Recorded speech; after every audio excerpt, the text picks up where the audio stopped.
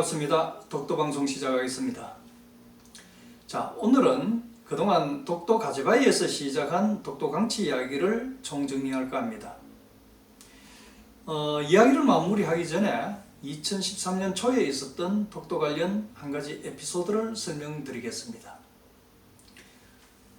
당시 2013년 초 일본 시마네현 출신이라는 한 전직 여교사 스게하라 유미코라는 사람이 한 권의 책을 출간했습니다.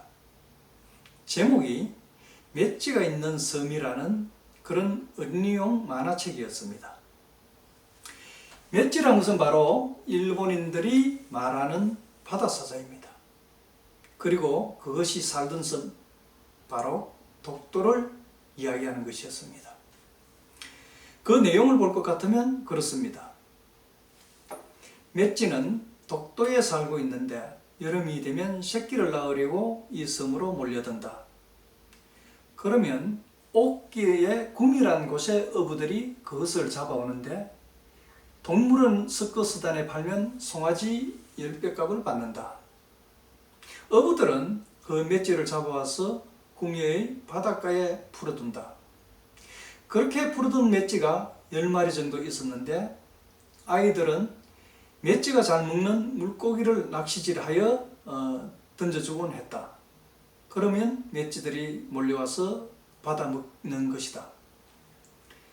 또 아이들이 바다에 들어가서 수영을 하고 있으면 맷지가 가까이 다가오는데 아이들은 맷지의 목에 매달려서 함께 헤엄을 치고 놀았다. 먼 마을 학교의 아이들도 이런 맷지를 보러 소풍을 왔다. 그런 맷지가 사는 독도는 조개와 해초도 많이 채취되고 있는데 미역은 3m나 되고 포획한 전복은 삶아서 가지고 와서 건전복으로 거래한다. 그런 독도는 지금도 일본의 고유 영토이다. 파도 저편에서 독도가 오늘도 우리를 기다리고 있다. 제가 이 만화책의 내용을 비교적 길게 소개한 것은 이 만화가 내용에서 들어보셨다시피 매우 감성적이면서도 교묘하게 짜여 있다는 겁니다. 그야말로 어린이들이 보면 신비로운 동물의 세계, 그리고 그 맷지라는 짐승과의 교감, 여기에 빨려들도록 그렇게 만화책을 만들었습니다.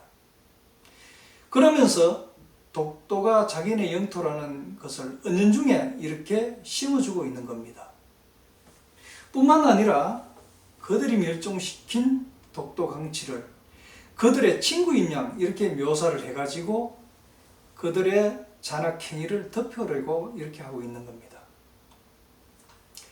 그런데 놀랍게도 이 만화책을 지은 스게하라 유미코는 옥기의 구미지역이라는 곳에서 강치잡이를 하던 업자 야타 조시로라는 사람의 손녀였습니다.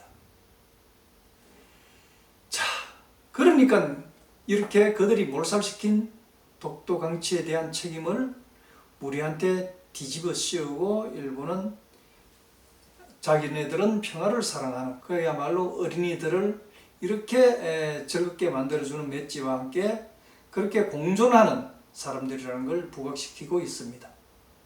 참으로 분통 터지는 그런 노릇이죠. 자, 일본은 일찌감치 1994년 강치에 대한 멸절선언을 했습니다. 그러나 우리나라는 강치가 다시 나타나기를 믿고 기다렸습니다.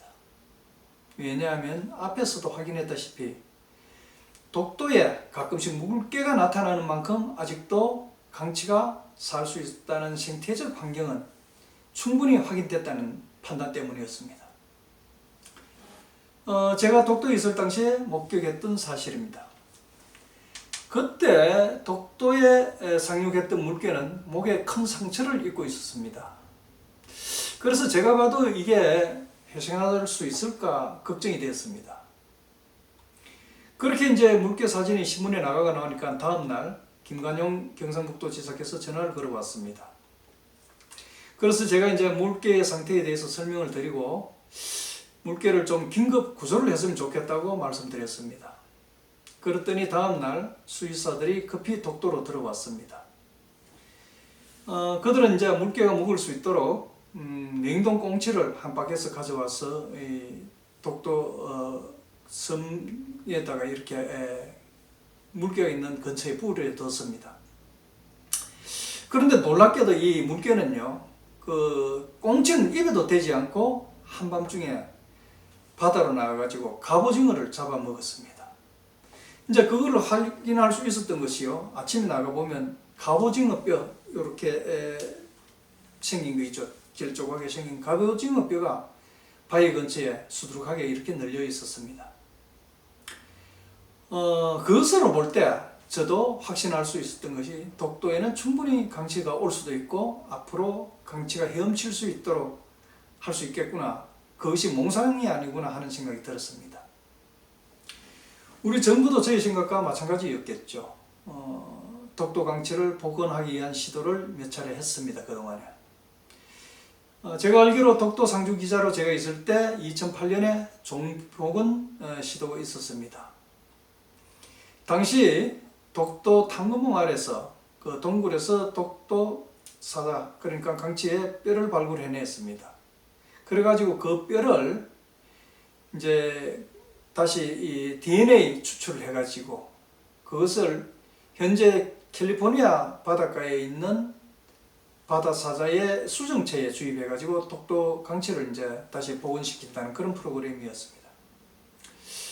그러나 후문에 따르면 그 당시 DNA 추출에 실패를 했다고 그럽니다. 그리고 또 하나는 캘리포니아 강치에 대한 그 유전체를 삽입했다고 해서 그것을 과연 독도 강치라고 할 수 있겠느냐라는 그런 논란 끝에 사업은 접을 수밖에 없다고 그럽니다.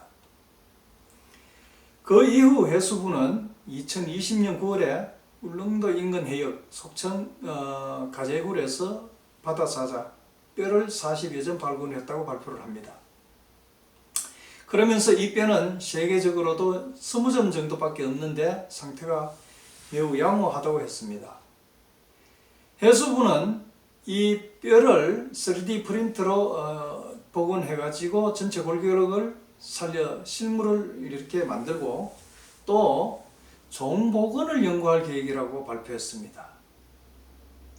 저는 이 종복원 사업이 순조롭게 성공적으로 진행되었으면 하는 그런 바람입니다.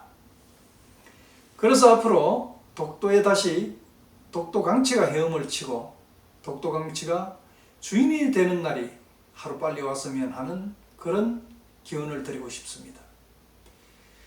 우리 함께 그런 날이 오기를 기다려 봅시다. 자, 이로써 오늘 독도 바다사자 즉 강치 이야기는 마치고 다음 시간부터는 당근봉 쪽으로 자리를 옮겨서 독도 이야기를 계속하도록 하겠습니다. 다음 시간에 뵙겠습니다. 감사합니다.